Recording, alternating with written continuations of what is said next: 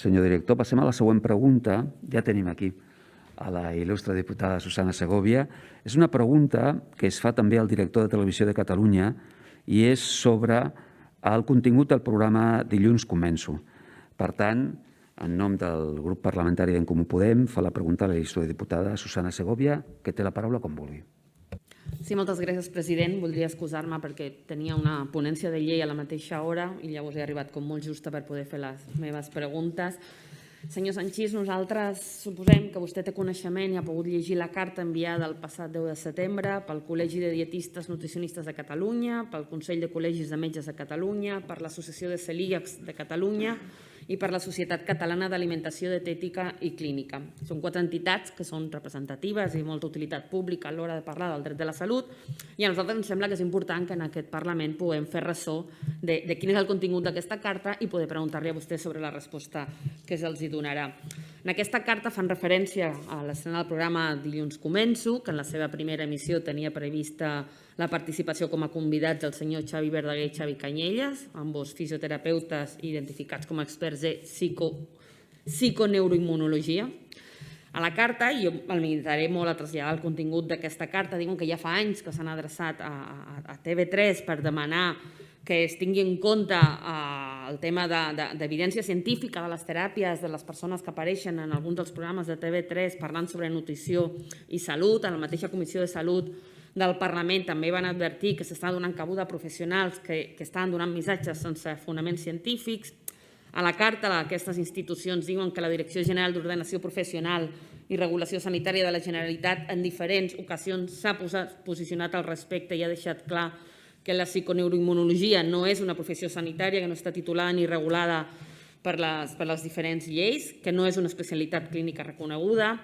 Les entitats també li fan arribar la seva preocupació que a banda de la manca d'evidència científica que tenen sobre molts dels àmbits i temàtiques, que algunes persones que s'autodenominen expertes en nutrició però que no són professionals titulats ni col·legiats i que participen a diferents programes fent teràpies no validades científicament, doncs que també hi haurien alguns problemes més que destaquen, com és el fet que es puguin promoure estereotips amb poca diversitat i associar el concepte de salut a jove, a prim, prima, a guapo, guapa, a modern, moderna, que es promou també un concepte de salut elitista que obvia els determinants socioeconòmics de la salut i que exclou una immensa majoria de la població, que el model de compra de productes i suplements o compra d'esdeveniments, cursos, retirs, experiències de meditació, que pot arribar a ser fins i tot en alguns casos perillós.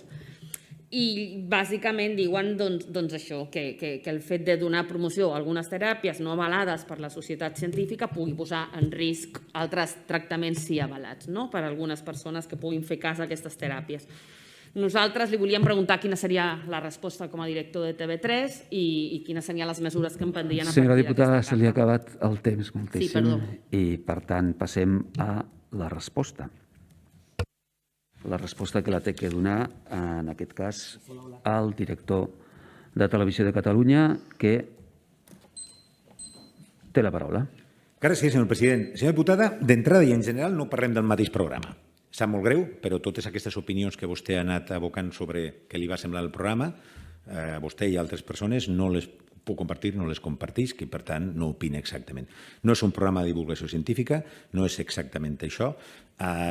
És un programa per entrar en el món de l'alimentació des d'altres punts de vista i la meva opinió sobre això no és la que planteja vostè.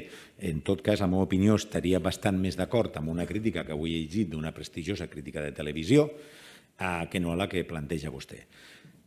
Em sembla preocupant de tot això que m'ha dit, realment, i sí que puc compartir aquesta preocupació, l'aparició d'una persona que la comunitat científica des de fa temps té, per dir-ho així, senyalada com a persona no adequada per propagar o per difondre continguts científics. Bé, aquesta carta va arribar abans de fer el programa, jo em vaig mirar aquell programa pilot i aquesta persona, concretament el senyor Xavi Verdaguer, no fa cap mena de promoció ni de la seva consulta, ni de les seues teràpies, ni dels seus mètodes, ni res de tot això. I aquesta persona es va limitar a fer una sèrie de declaracions òbvies, en algun cas bastant sensates, sobre alimentació. Què contestaré jo, per tant, a totes les associacions que han manifestat a la seva preocupació. Primera, què els ha semblat el programa, i segona, si els preocupava aquella que ho van llegir i van enviar la carta abans d'aparèixer el programa per televisió, si van mirar aquella intervenció curtíssima i si aquella intervenció mereixia realment tota aquesta preocupació, i en tot cas que nosaltres controlem els continguts i la nostra responsabilitat respecte a això és total. Aquesta persona, com molts altres convidats van sortir en el primer programa, crec que no està previst, ni ho estava des del principi, que apareguen més programes, i en tot cas no va fer ni va dir res que fora, per dir-ho així, motiu d'alarma important. Res, res. El que va dir era la cosa més sensata del món.